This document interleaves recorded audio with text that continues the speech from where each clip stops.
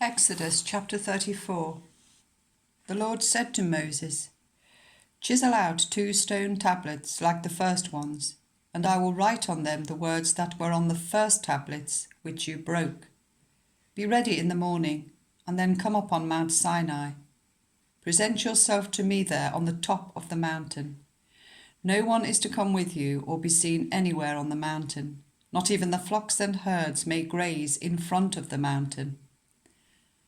So Moses chiselled out 2 stone tablets like the first ones, and went up Mount Sinai early in the morning, as the Lord had commanded him, and he carried the 2 stone tablets in his hands. Then the Lord came down in the cloud and stood there with him, and proclaimed his name, the Lord. And he passed in front of Moses, proclaiming, the Lord, the compassionate and gracious God, slow to anger, abounding in love and faithfulness, maintaining love to thousands, and forgiving wickedness, rebellion, and sin. Yet he does not leave the guilty unpunished. He punishes the children and their children for the sin of the parents to the 3rd and 4th generation. Moses bowed to the ground at once and worshipped. "Lord," he said, "if I have found favour in your eyes, then let the Lord go with us. Although this is a stiff-necked people, forgive our wickedness and our sin, and take us as your inheritance." Then the Lord said, "I am making a covenant with you. Before all your people I will do wonders never before done in any nation in all the world. The people you live among will see how awesome is the work that I, the Lord, will do for you. Obey what I command you today.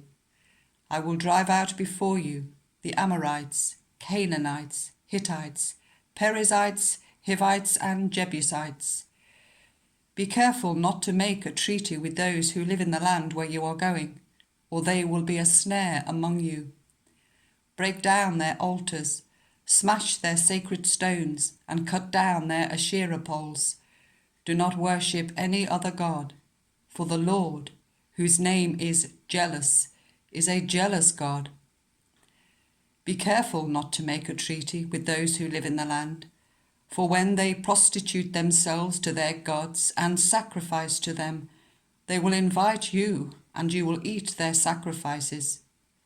And when you choose some of their daughters as wives for your sons, and those daughters prostitute themselves to their gods, they will lead your sons to do the same. Do not make any idols. Celebrate the festival of unleavened bread. For 7 days eat bread made without yeast, as I commanded you. Do this at the appointed time in the month of Aviv, for in that month you came out of Egypt. The first offspring of every womb belongs to me, including all the firstborn males of your livestock, whether from herd or flock. Redeem the firstborn donkey with a lamb, but if you do not redeem it, break its neck. Redeem all your firstborn sons. No one is to appear before me empty-handed. 6 days you shall labour, but on the 7th day you shall rest. Even during the ploughing season and harvest you must rest. Celebrate the festival of weeks with the first fruits of the wheat harvest, and the festival of ingathering at the turn of the year. 3 times a year all your men are to appear before the sovereign Lord, the God of Israel. I will drive out nations before you and enlarge your territory, and no one will covet your land when you go up 3 times each year to appear before the Lord your God. Do not offer the blood of a sacrifice to me along with anything containing yeast, and do not let any of the sacrifice from the Passover festival remain until morning. Bring the best of the first fruits of your soil to the house of the Lord your God. Do not cook a young goat in its mother's milk. Then the Lord said to Moses, "Write down these words, for in accordance with these words I have made a covenant with you and with Israel." Moses was there with the Lord 40 days and 40 nights without eating bread or drinking water. And he wrote on the tablets the words of the covenant, the 10 Commandments.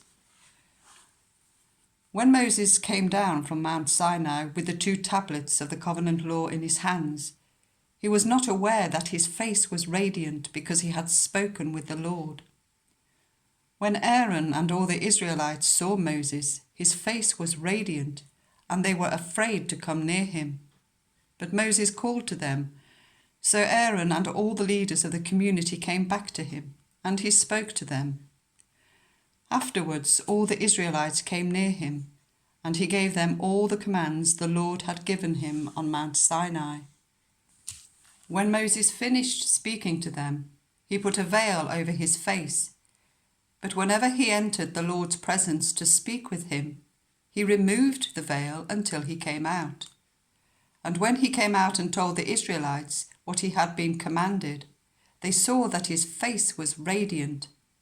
Then Moses would put the veil back over his face until he went in to speak with the Lord.